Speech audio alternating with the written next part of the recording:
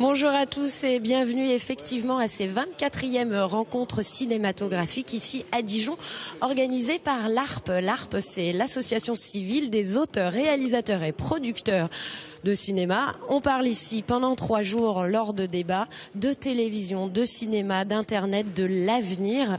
Et notamment l'avenir, ce sont beaucoup les bouleversements numériques depuis quelques années. Dante de Sarthe, bonjour. Bonjour Amélie.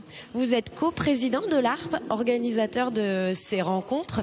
Depuis ce matin, les débats ont commencé. La ministre de la Communication est là, tous les grands du cinéma, de la télévision. Est-ce que ça inquiète ces bouleversements numériques, le monde du cinéma ?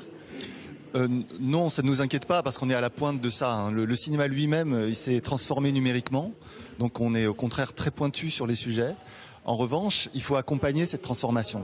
C'est le but essentiel. de ces rencontres. C'est le but de ces rencontres, c'est toujours de réfléchir à l'avenir, c'est d'inventer le cinéma non pas tel qu'il est aujourd'hui, mais tel qu'il sera dans 10 ans. Et c'est ce qu'on fait depuis assez longtemps à l'ARP maintenant. Et c'est une des raisons pour lesquelles le cinéma français est resté très fort face aux Américains, là où les autres ont cédé du terrain. Voilà. On consomme le cinéma différemment maintenant. On ne va plus seulement dans les salles obscures. Pour nous, téléspectateurs, spectateurs, on se dit que c'est un atout, mais ça l'est pas forcément pour vous ? Le cinéma, évidemment, c'est d'abord la salle. Le cinéaste, ce qu'il veut, c'est voir son film sur grand écran parce que c'est une expérience unique. Ensuite, évidemment, il y a des déclinaisons.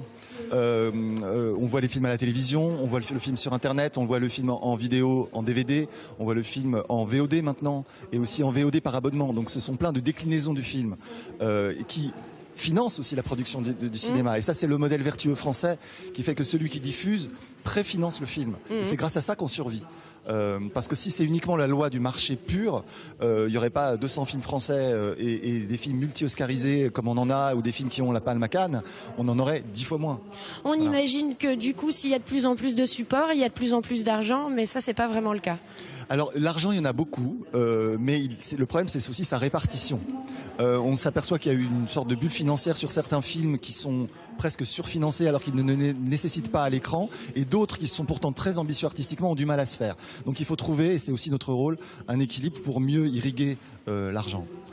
Notre place ici, France Télévisions, elle est vraiment importante. France Télévisions finance énormément, coproduit beaucoup de films français. Oui, et heureusement, c'est-à-dire que France Télévisions garantit la diversité aussi du cinéma. Contrairement à d'autres chaînes privées gratuites qui ciblent beaucoup plus les films sur lesquels ils interviennent, France Télé est très précieuse pour nous parce que c'est vraiment tout le panel, on va dire, des œuvres qui est représenté. Voilà. Je vous remercie, Dante de Sarthe. Je vais justement aller rejoindre un des acteurs de France Télévisions. Il s'agit de notre directeur régional, Jean-Pierre Bencher. Bonjour. Bonjour. Vous êtes notre directeur de pôle, même de tout le Nord-Est. Oui, et je représente effectivement France Télévisions et pas seulement France 3, effectivement. Exactement. On a notre place ici au sein des rencontres cinématographiques. Le président est encore dans la salle, il va peut-être arriver en cours d'interview. Quelle est la place de France Télé? Quelle est l'importance de France Télé dans le cinéma français? Elle est très importante. On est le deuxième intervenant dans le monde du cinéma en France, après Canal+, puis qu'il y a des accords particuliers. Et on produit environ 60 films par an avec les 2 filiales cinéma de France Télévisions. L'avantage du service public, c'est qu'on ne donne pas forcément des sous qu'au gros budget, aux choses où on est sûr de faire de l'audience. En fait, on favorise plutôt les premiers et deuxièmes films, ce qui permet à des créateurs de faire leur chemin. Et on a aussi des belles satisfactions parce que si vous regardez bien les prix qui sont distribués tous les ans, il y a toujours France Télévisions et pour une part importante. Parlons un petit peu télévision maintenant. Du numérique, ça nous concerne aussi directement à France 3, mais aussi à France Télévisions. On aurait pu croire qu'une grosse machine comme France Télévisions raterait le train du numérique et pourtant on est monté dedans. Pas du tout. On a d'ailleurs parmi nous Bruno Patino qui est quand même une des stars, on pourrait dire, du monde du numérique en France. Et la politique engagée par le président Fimelin et par toute l'équipe est d'être très présent dans le monde du numérique. On est surtout présent aujourd'hui à travers tous les moyens de catch-up TV ou de rattrapage, c'est-à-dire qu'on peut voir toutes nos émissions sur des formules de replay et puis on peut également avoir des services numériques directs thématiques. Alors on a la culture avec Culture Box, on a France Télévisions Info, parce qu'on est beaucoup de journalistes à France Télévisions, donc ça vaut le coup d'être présent sur ce front-là. On est là sur le sport, enfin bref, on est présent. La télévision n'est pas morte en gros. Non, et d'ailleurs on est également présent régionalement, puisque vous le savez bien, nous avons un site régional, ce site marche très bien, il est complètement en phase avec les émissions qu'on fait, les émissions d'infos. C'est-à-dire qu'avant les rendez-vous du journal, on peut déjà avoir des infos sur le site de France 3 et en relation avec, par exemple, la matinale qui donne des tas d'informations pratiques. Est-ce que on est déjà dans la réflexion aussi de l'avenir? Comment est-ce qu'on va regarder la télévision plus tard? Alors ça, c'est une vraie question. Vous savez, on était habitué au téléviseur au milieu du salon, toute la famille autour, mais ça, c'est complètement terminé. Alors, la télévision, on la regarde quand même beaucoup.